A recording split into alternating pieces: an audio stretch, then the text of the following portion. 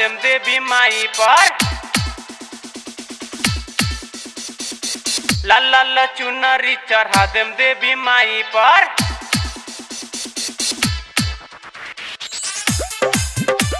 चढ़ा देम देवी माई पर चढ़ा देम देवी माई पर मिठू राजा राजा पटसोनी चढ़ा देम देवी माई पर लाल लाल चुनरी चढ़ा देम देवी माई पर चढ़ा देम देवी माई पर आए हाय लाल लाल चुनरी चढ़ा देम देवी माई पर चढ़ा देम देवी माई पर लाल लाल चुनरी चढ़ा देम देवी माई पर चढ़ा देम देवी माई पर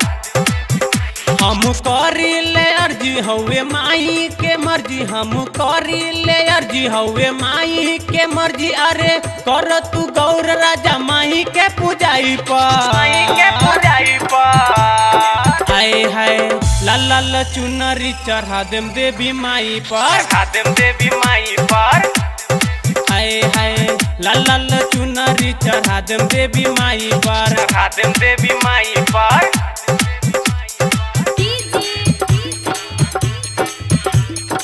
मिठू राजा राजा पटसोनी चढ़ा देम देवी माई पर चढ़ा देम देवी माई पर म्यूजिक बाय रोशन कुमार माई के महिमा बा बहुते निराला जानेला दुनिया हो टोला महाला माई के महिमा बा बहुते निराला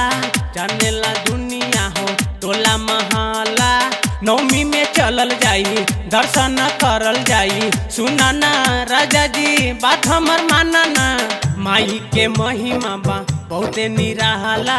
जानेला दुनिया हो टोला महाला नवमी में चलल जाई दर्शन करल जाई सुना ना राजा जी बात हमर माना ना आए हाय कल भरोसा राजा माई शेरा बाली पर लाल लाल चुनरी चढ़ा देम देवी माई पर चढ़ा देम देवी माई पर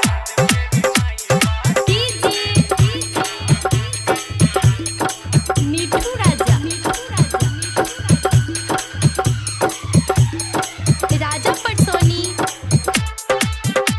चढ़ा देम देवी माई पर चढ़ा देम देवी माई पर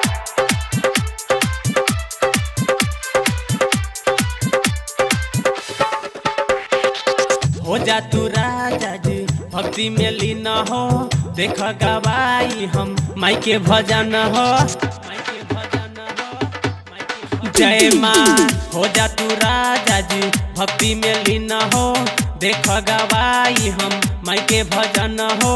राइटर परदेसी लिखले बाऊ हो बेसी धीरेन्द्र दीवाना जाके तू गवाना अनमोल रवि रोए माई के विदाई पर जय माँ लाल लाल चुनरी चढ़ा देम शेरा बाली पर लाल लाल चुनरी चढ़ा देम देवी माई पर आए हाय लाल लाल चुनरी चढ़ा देम देवी माई पर लाल लाल चुनरी चढ़ा देम देवी माई पर हम करी ले अर्जी हवे माई के मर्जी हम करी ले अर्जी हवे माई के मर्जी अरे कर तू गौर राजा माई के पूजाई पर आए हाय लाल लाल चुनरी चढ़ा देम देवी माई पर जय माँ लाल लाल चुनरी चढ़ा देम देवी माई पर। माँ गायत्री रिकॉर्डिंग स्टूडियो मलंगवा सरलाही नेपाल।